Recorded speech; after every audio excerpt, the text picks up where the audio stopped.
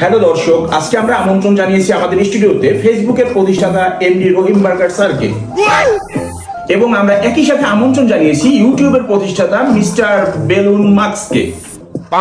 Sir, আপনাকে অনেক ধন্যবাদ আপনার মূল্যবান সময় নষ্ট করে আমাদের ফালতু পেঁচার টেলিভিশনের নিয়মিত আয়োজন বোগার কাপুর মাথায় টকশোতে উপস্থিত হওয়ার জন্য।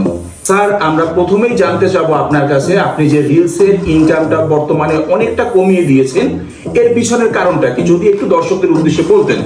কোনো কারণে আমার টাইমের খুব আমি কিন্তু ইউটিউবের ইনকাম আরো বাড়াই দিছি।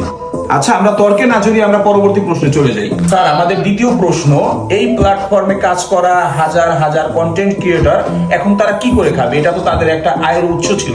আপনি এভাবে হঠাৎ করে ইনকামটা কমিয়ে দেওয়ার কারণে তারা তো আসলে কোনোভাবে কুল কিনারা খুঁজে পাচ্ছে না। এই মতো অবস্থায় আপনি কি বলবেন তাদের উদ্দেশ্যে? যে স্যার খুশি হয়েছে খাইলে মুরগি হননি।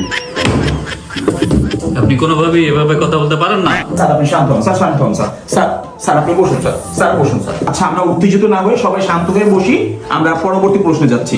আচ্ছা স্যার, কোনোভাবেই কি এই রিলসের ইনকামটা পুনরায় আগের মতো করে দেওয়া যায় না? আমার চারটাটার দিকে আবার বাড়াম হয় না। এই ধরনের অসামাজিক তকশোতে আমাকে আর ডাকবেন না। Sir sir please sir, sir sir একটু থেকে যান স্যার। দর্শক, যেহেতু আমাদের আমন্ত্রিত দর্শক দুজনের মধ্যে থেকে একজন উত্তেজিত হয়ে মঞ্চ ছেড়ে চলে গেছেন, মিস্টার ইলন মার্কসের ছোট ভাই মিস্টার বেলুন মার্কস। তো যেহেতু আমাদের আলোচনা আলোর মুখ দেখতে পেল না, সেহেতু আমরা এই টকশোটি আজকের মতো এখানেই শেষ করে দিচ্ছি।